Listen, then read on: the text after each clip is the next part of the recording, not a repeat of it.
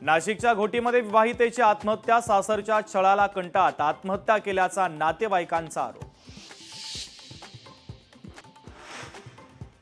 गौरी बालवेच्या मृत्यू प्रकरणाची राज्य सरकारने एसआयटी मार्फत चौकशी करावी, गौरीच्या आईची पत्रकार परिषदेतून मागणी।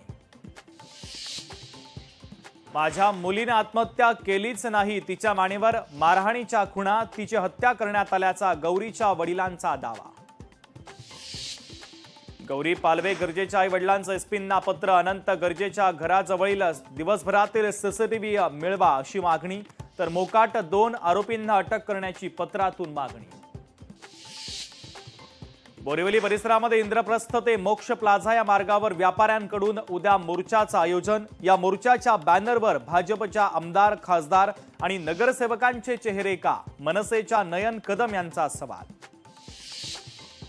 50% आरक्षण प्रकरणी सुप्रीम कोर्टामध्ये पुढची सुनावणी शुक्रवारी। 50% मर्यादा ओलांडलेल्या जागांची यादी सादर करा, सुप्रीम कोर्टाची निवडणूक आयोगाला निर्देश। आक्षेपार्ह टी शर्ट घालत कामराची आरएसएसवर टीका, कुणाल कामराचं ट्विट जोरदार व्हायरल। राम राज्यानं प्रेरित भारत साकारायचा आहे, तेव्हा विकसित भारताकरता अंतःकरणातला राम जागा करायला हवा। अयोध्येत राम मंदिरावर ध्वज फडकवताच पंतप्रधान नरेंद्र मोदींनी दिला देशवासियांना नवा संकल्प।